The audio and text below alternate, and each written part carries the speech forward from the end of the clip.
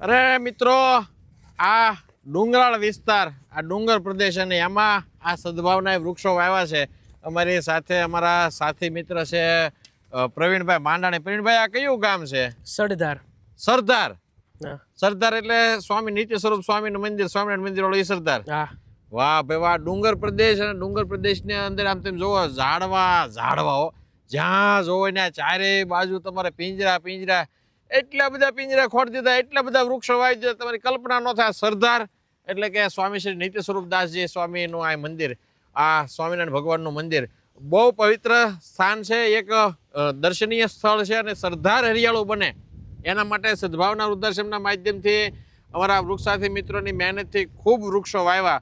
પણ અમારા પ્રવીણભાઈ એમ કે આ સદભાવના એટલે બધા પિંજરા વાવ્યા, એ કે સદભાવનાના ઝાડ વધે મારા વાળ વહી ગયા. સમજો, આન માથામાં વાળ ઘટી ગયા. સદભાવનાના ઝાડ વધ્યા, આન માથાના વાળ ઘટી ગયા. પણ આમ જો મૂંઝાવણ નથી હો આપણે. હા, બોલ તોલો થઈ જાય. જરીએ મૂંઝાતા જ નથી. તોલો થઈ જાય ને તોય ઝાડ તો વાવે જ રાખવાના આપણે. હાવ મૂંડો થઈ જાય, તમારા વહી જાય, મારા ઉછીના લઈ જજો.